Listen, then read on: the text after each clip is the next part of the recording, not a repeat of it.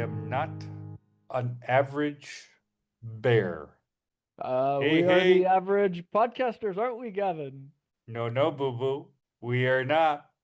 We are not the average podcasters. And today we're not talking about an average bear. We have some very bad news for everybody. Oh, the bearer of Uh, bad news. We we're got me lucky. bearing the bad news too. Once again, Northeast Japan, not the best place to be if you do not want to be attacked by bears or suffer through my Yogi Bear impression. Boo boo. So, It's gonna cause a uh, couple of boo-boos, maybe to your ears. ear boo boos.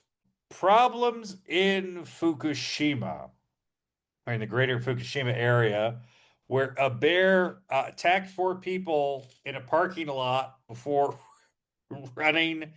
It's not, we were talking about this before the pod. It's not funny, but if you watch the video, it's kind of funny. Apparently, this bear is a genius. So the bear was in a bad mood and ran into a parking lot, chased a guy around, bit the guy, was moving very fast. This is definitely a black bear.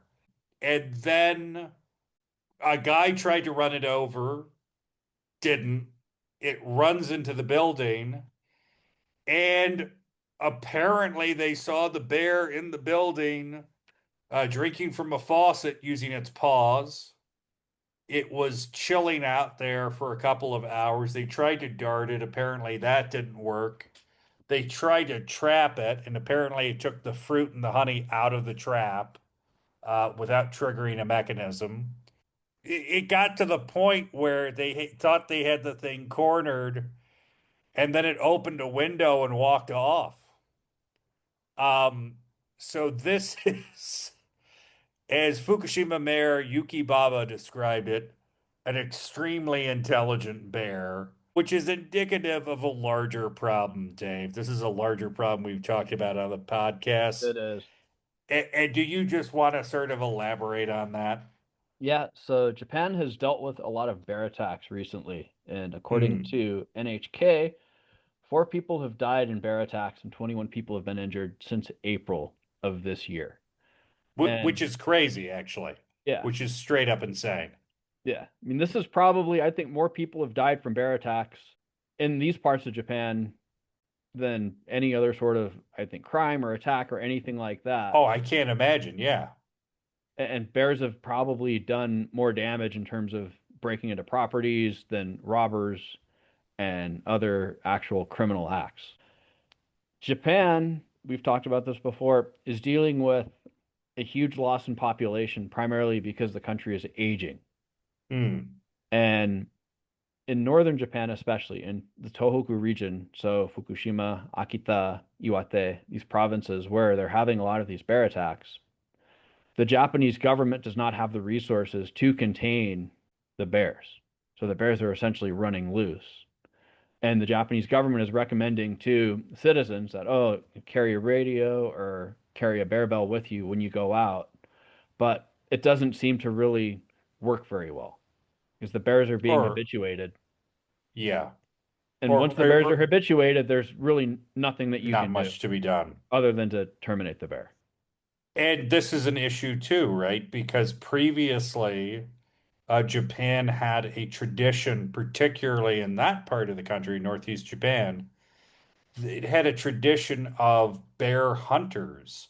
Every village would have a family or maybe even several families where that would be their speciality. That would be something that the men, it was passed down usually from father to son, would do. This is gone. Most of the bear hunters are either dead or rapidly aging out. I think over 70% of them are over the age of 65. And these are the licensed bear hunters in this part of Japan. It's something crazy like that. They're just very old. That tradition has not been continued, or it's just plain died off. So there's nothing keeping the population down. And as the human population decreases, habituation occurs with more and more frequency because there's no one to scare them off. There's no Ranger Smith walking around threatening Yogi. So you've got a major problem. It's a problem the Japanese government is completely aware of.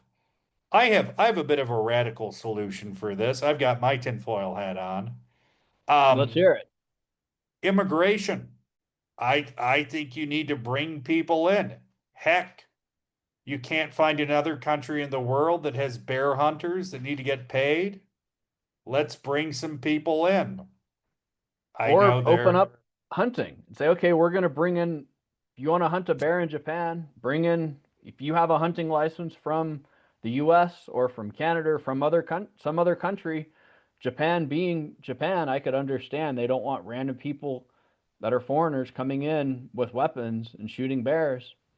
But you bring in licensed hunters from other countries and you say, okay, we're going to charge them $5,000 to $10,000 to go you hunting, will to get a find Japanese people hunting license. And I guarantee you, you have people that go to Africa to go hunting. You and would pay a find lot more people that would money. want to go, yeah, you'd find people that would want to go to Japan to go hunting. And you probably have to develop a whole entire hunting industry where you get guides and you essentially do something to solve the problem. It's an Again, economic boom. immigration. You got to bring people in one way or another. Bring people in, populate these villages, turn them into hunting lodges. But, you got to get, if you just leave these villages and the population keeps going down and down and down, unless, knowing Japan, they're probably working right now on some magnificent bear hunting robot. But I'm not sure that's the way forward. I say bring in people from Nepal, bring in people from Romania. Let's get crazy with this. Let's get some just random countries and settle them into Hoku and see what happens. Um, The other but you, solution and the other side of the coin is you let it go. And you, okay, we'll let the bears take over and let northern Japan be wild. which I mean, honestly, I could see a little bit. I could see World's that biggest, too. world's biggest bear preserve, land of the bears. Anyways, but seriously, big problem. No obvious solution. We're spitballing. I hope some people out there are too. And if you have liked or enjoyed this in any way, shape, or form, please like, comment, subscribe, share with your friends, share with your enemies, share it with any bears you might know if they can read. And if you are listening to this on Apple or Spotify or any podcasting platform, please leave a review, leave a comment. And if you can't do that, if you don't have the time, Dave, what should you do? You should reach out to us. I was going to say leave a star rating, but you can do that too. Yeah, star Um, rating is much quicker. It'll take about 1 or 2 seconds. If you want to send us an email, we're always excited to hear from our listeners and our growing on the fringe community. We've grown a lot over the last couple of months. We couldn't have done it without you guys, and we love to hear from y'all. So, thank you guys very, very much for listening again. And it's time now to do what, Gavin? hit that button. Ah, the worst part of the day.